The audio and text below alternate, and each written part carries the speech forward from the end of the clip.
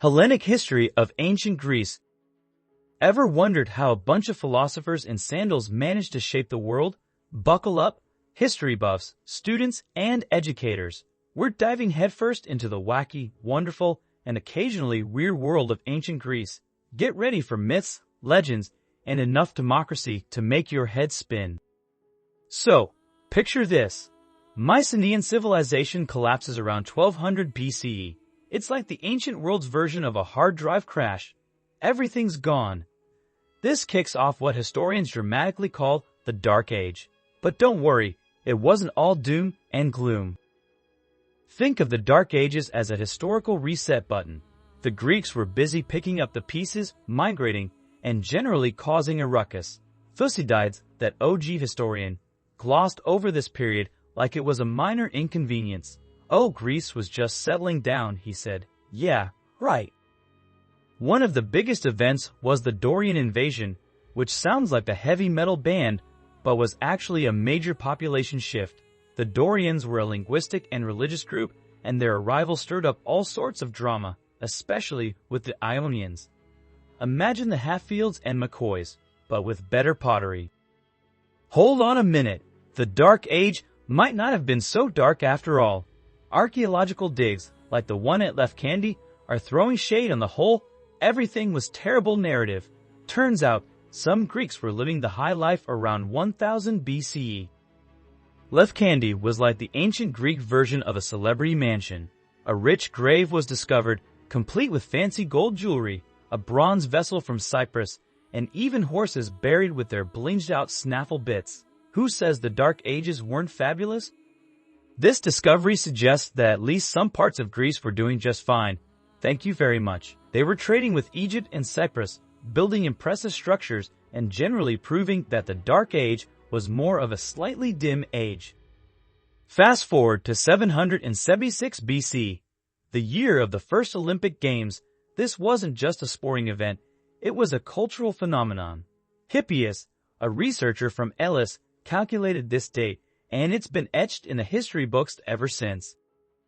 The early Olympic Games were a bit more local than the global spectacle we know today. Messenians, who later lost their independence to Sparta, even won some events. This adds credibility to the victor list, because who would invent Messenian victories after Messene ceased to exist?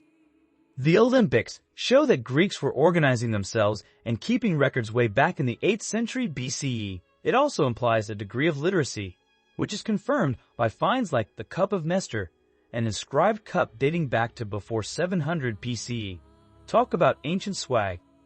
The Euboeans were the OG colonizers of the ancient world. They were like the real estate moguls of their time, snapping up prime locations in Italy and Turkey. Archaeology supports this, with Euboean pottery found at sites like Pithecusae and Almina. This colonization craze started around 750 BCE in Italy and 734 BCE in Sicily. But why did the Greeks suddenly decide to go on a land-grabbing spree? Was it overpopulation? Not quite. It was more about commercial interests, greed, and good old-fashioned curiosity. Forget the idea that Greece was exporting its surplus population.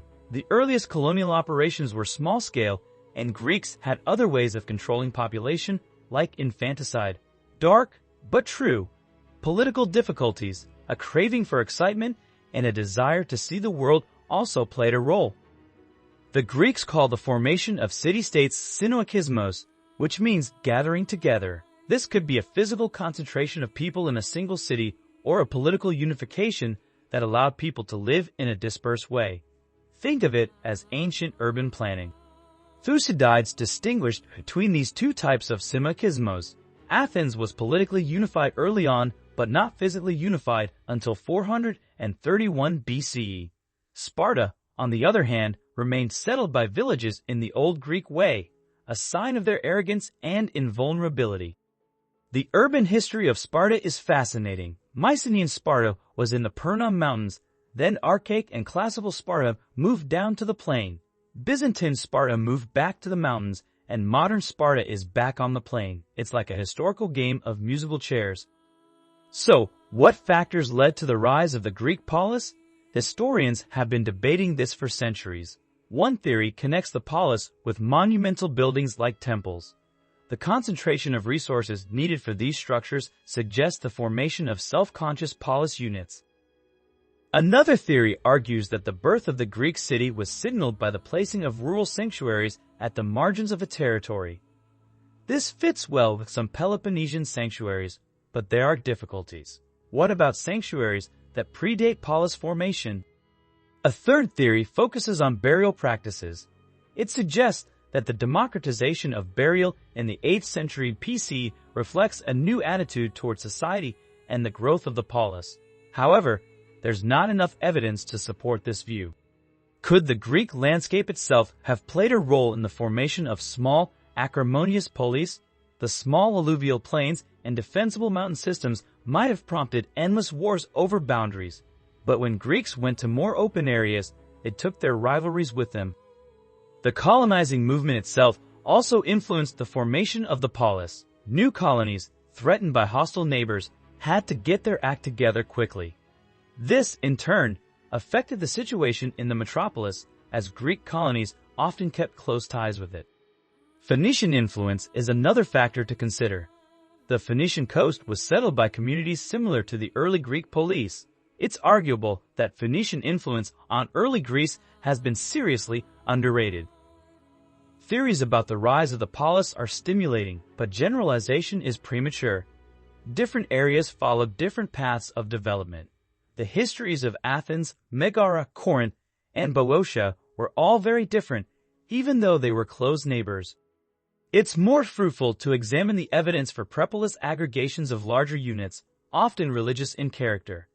The Ionians in Anatolia formed a confederation of 12 communities, the Ionian Dodecapolis, with a common meeting place. The Colorean Amphictyony was another early archaic league.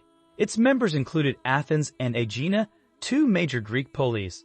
The most famous Amphictyony administered the affairs of the sanctuary of Delphi, home to the most famous Greek oracle. So, there you have it, a whirlwind tour through the history of ancient Greece. From the Dark Ages to the rise of the polis, it was a time of incredible change, innovation, and, let's be honest, a fair amount of chaos. Smash that like button. If you enjoy this historical romp, give us a thumbs up, and remember to subscribe to our channel.